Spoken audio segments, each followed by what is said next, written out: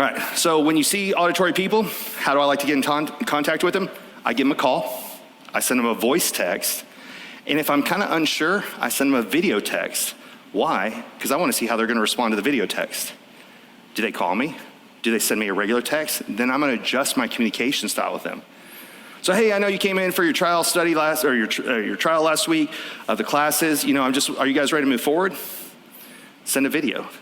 See if they text back. Do they give you a call?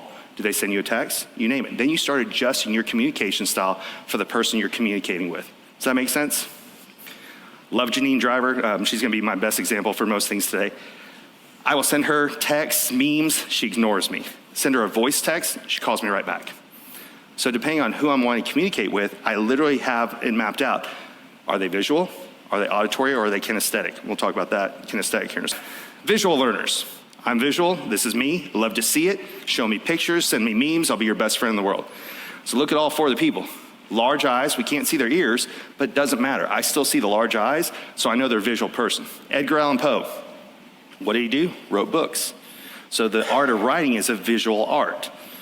Van Gogh, large eyes, smaller ears. He didn't even think ears were that important, cut one off, sent it to his girlfriend, right? So when you start looking at people who have larger eyes, when you look in comparison for the size of their head, are they large eyes or small eyes? Then you start saying visual things. Do you see where I'm coming from? Hey, picture this. What does this look like to you? What would it look like if your student is successful after joining our studio? So you start using the terms. So again, there's auditory. Does this sound like a good idea? Do you hear where I'm coming from? Visual. Picture this. Can you imagine? Visualize this. And then the third one, this is how to tell if somebody's kinesthetic or hands-on learner. So this is called the libido line right here. It's harder to see on men if they have a mustache or beard. But if they have this area, that's a good sign that they're more hands-on or kinesthetic. How many of you guys have read the 5 love languages? Got one? A few. All right, so there's 3 of the 5 love languages are on someone's face. This isn't scripted, but while we're talking about it, if they have larger eyelids, like fuller upper eyelids, they're the time and attention. If they have the kinesthetic, their physical touch, like with what you see right here. If they have a line right here below their lip and above their chin, that's words of affirmation. So people's faces tell you how to talk to them all the time.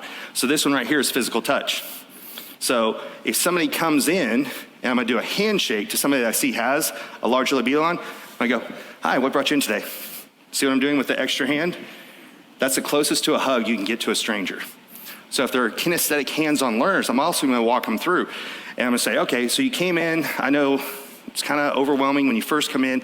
Is this the right studio for my kids? Should they be here? What is it? Why don't we take a walk through the studio? This is some of the equipment they're gonna have, and you can hand them the material. These are the gloves that we use because they're hands-on learners. So when you see somebody who has that, let them touch it. Let them walk onto the mat. Explain why we don't wear shoes on that. Take off your shoes, come on, take a look around. Walk them through your studio. So if you see that area, this is how you can learn to adjust your pitch at the same time.